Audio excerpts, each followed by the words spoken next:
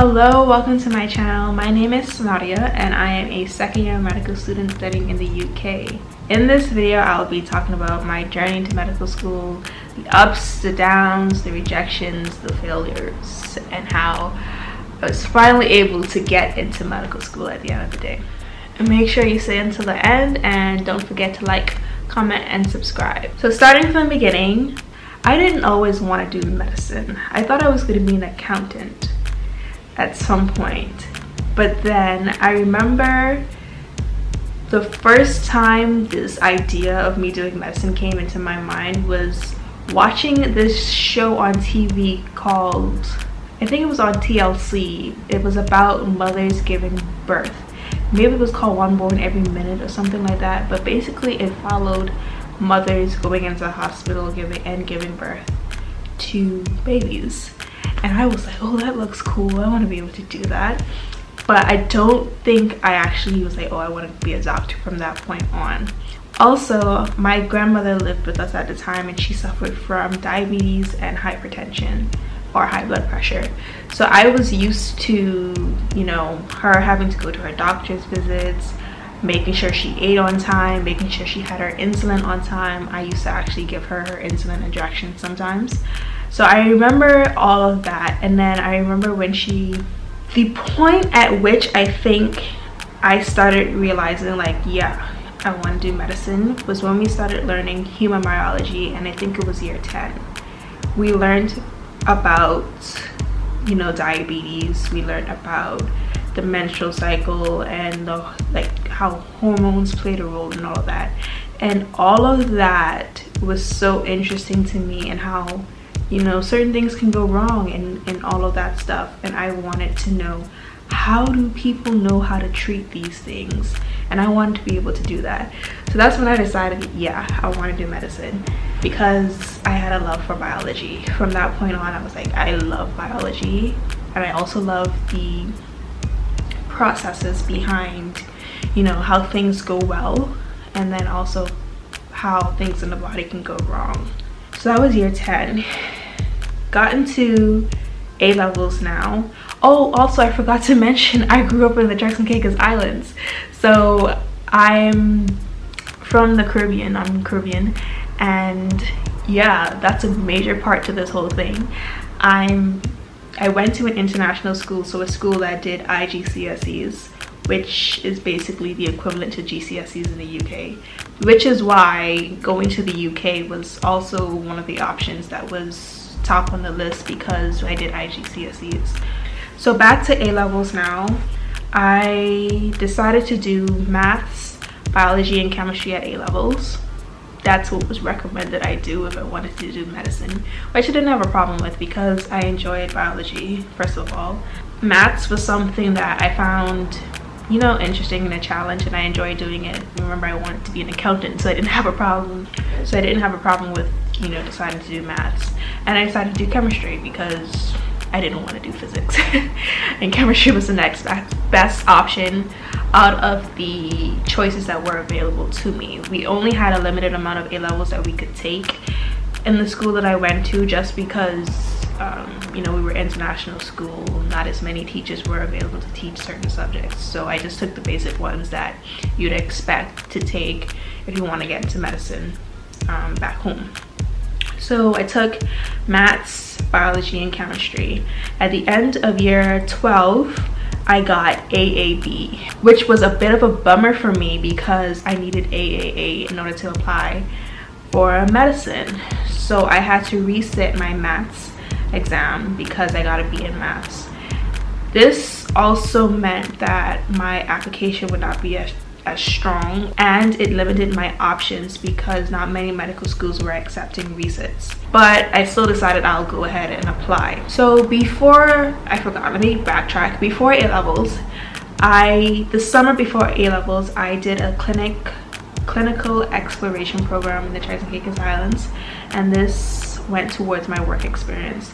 I was able to go to various clinics around the island and shadow a few doctors, pharmacists, and just learn a bit about what it's like to be in that field and the other careers that are available in that field. I think I also got to shadow a vet I think we did some vet stuff, just so that, you know, I was exposed to more areas than just being a doctor. I shadowed a nurse, I shadowed a vet, I shadowed a pharmacist, and at the end of that I still came out wanting to be a doctor.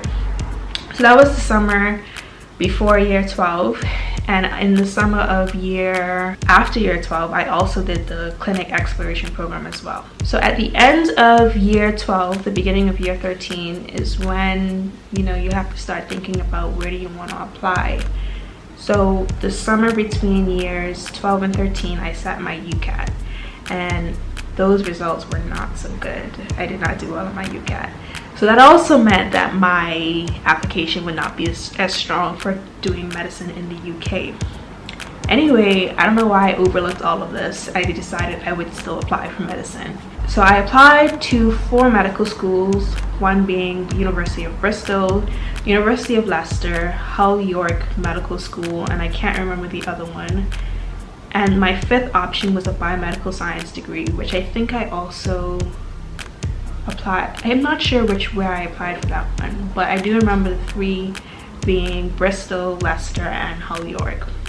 I had also applied to study in Jamaica, so I applied to medical school in Jamaica at the University of the West Indies. So months went by, and I eventually started getting responses from the universities, and unfortunately all of them had rejected me from medical school. I had gotten 4 rejections, and part of me was a bit disappointed that, you know, I really wanted to do medicine but I couldn't get in. But the other part of me knew that my application wasn't as strong anyway, so there was that. However, all of my options, all of the medical schools had offered me the option of applying for a different degree, which were all biomedical sciences related. Leicester had also offered the option of doing a course for 1 year, and then if I had gotten a certain percentage, there was the option of transferring over to the medical course. But for some reason I had decided I didn't want to do that. Maybe because there was so much pressure on doing so well that first year and then getting into medical school that I just didn't want to take that chance. And after talking to a few people, you know, they had recommended, like, it's fine to do a first degree.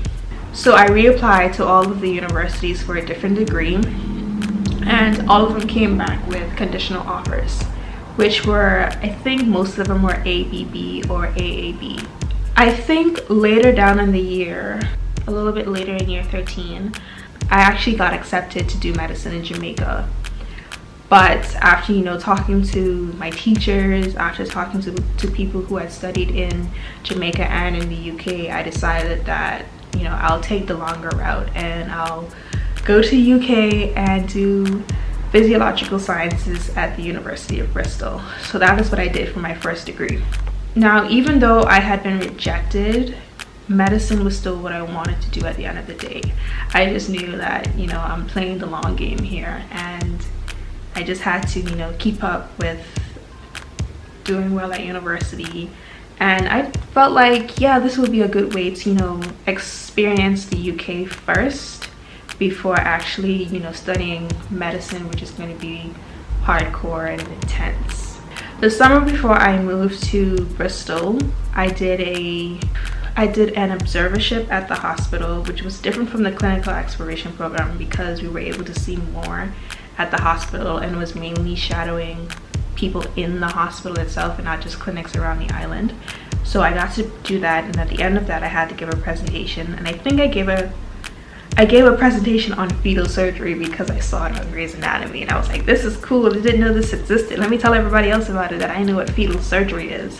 So I did my presentation on fetal surgery. That went well. It was very interesting, and I'm also interested in obstetrics and gynecology, and fetal surgery is something that I think later on I would be interested in looking into and how to do and specializing maybe in that field, but who knows.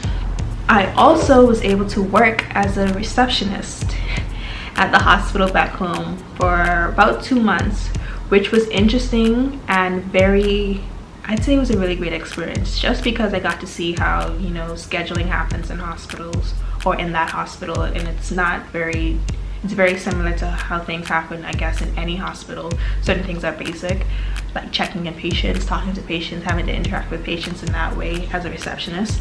And that showed me, you know, how doctors communicate with receptionists and how I'd be expected to communicate with receptionists and patients, and just the team that work behind the scenes later on in the future. So that was a very good experience for me, working as a receptionist in a hospital.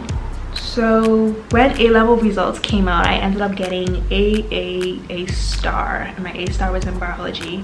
Got an A in maths and chemistry, which I was very excited about my A star in biology, because I was like, yes, this is confirmation that you love biology, and this is something that you get. Like, it's something I understand. It's something that's really interesting to me, and I really do enjoy doing learning about the human body. So got into Bristol, University of Bristol, studying physiological sciences, and throughout all of that, I intentionally chose modules that would be related to medicine in the future. So I did anatomy for 2 years. I learned about the reproductive system. I did a bit of biochemistry. I learned about the kidneys. I learned about the heart and the mechanisms of how the heart, you know, contracts and how it beats. And I also learned about the cardiovascular system in general, how the heart functions alongside the kidneys. I was able to learn all of that at the University of Bristol, which has greatly helped in my first and current year of medicine, because physiology is heavy in these 2 years, and anatomy is heavy as well. So I'm grateful that I'm just grateful that I even went to university and did a first degree, because it's really helping me right now to not be so, I'm very chill, and I'm kind of concerned at how chill I am in second year, and I feel like I need to step it up a notch, like I need to do some more studying, but I'm not, you know, it's been okay for me so far. Anyway, I completely skipped over some things. So back to, you know, I know that I want to do medicine, and I'm in physiology right now. I'm doing physiology. So in my second year is when I started working on my application again. I also volunteered in my second year at hospice, because my work experience up until this point was only in the Turks and Caicos Islands, and I needed to gain some experience in the UK. Well, I didn't need to, but it would look good on my application to gain some experience in the UK. So I did my work experience at a hospice. I also prepared for my UCAT the summer of 2019, and I did my UCAT, and fortunately I got a better score this time around than I did the last time, which greatly helped my application again. So sent off my application again in October 2019, started hearing back from unis, and I got 2 offers. Well, I got invited to 2 interviews. What I remember from those interviews was that on both times I had toothaches, because my wisdom teeth decided to come up at this time. So I did interviews where I was talking and trying not to, you know, irritate my gums on both sides, because they were hurting. And that's what I remember, alongside the anxiety of having to do 2 interviews. Fortunately, the interviews went well, and I got 2 offers to do medicine, which was exciting. It was so relieving that, you know, I went through that process and I was finally able to get into med school. I'll probably do another video of what I used to prepare for my UCAT, and how did I prepare for my interview. So yeah, back to the end of my 3rd year, which was 2020. I completed my degree in the middle of a pandemic. That was challenging, but by the grace of God, I was able to get a first in my degree, and that I was able to get into medical school. And I'm so glad that I'm finally here. It's been a long journey since year 10 up to now, and I'm currently 23, mentioning that. So yeah, I'm 23 and in my second year of medical school in the UK, and and I moved across the world to do this degree. It's been a sacrifice, but I'm enjoying it. I'm looking forward to, you know, enjoying this experience. Yes, I'm gonna be a bit older than, you know, those who were able to get into medical school from A levels, but at the end of the day, I don't regret the journey that I had to get here. And I think everything is working out how it's supposed to, which I am happy about and I thank God for, because I finally feel like I can just not relax, but every year it's been passing exams to get to here. Now it's about I'm already here, I just need to pass the exams now. So that was my journey to medical school. Hopefully this video flows and you're able to understand the timeline of things, because honestly most of it I probably forgot certain parts that I'll remember as I'm editing the video. But yeah, that was my journey as a girl from a small country in the Caribbean called the Turks and Caicos Islands, and how I was able to get into medical school in the UK. I hope you enjoyed the video, and I hope it encourages you if you're planning to study medicine that, you know, rejection is only a setup for a success in the future. It's only something that makes you want to work harder and do better the next time. So don't give up if you still want to do medicine. And if you've been rejected, there's always another chance. You can always reapply. And there's always other fields that are related to medicine, but it's not necessarily becoming a doctor, if that's something, you know, you want to consider. Thanks for watching. I hope you enjoyed the video, and like, comment, and subscribe. Stay tuned for more videos. I'm trying to be consistent. I'm trying to grow this channel.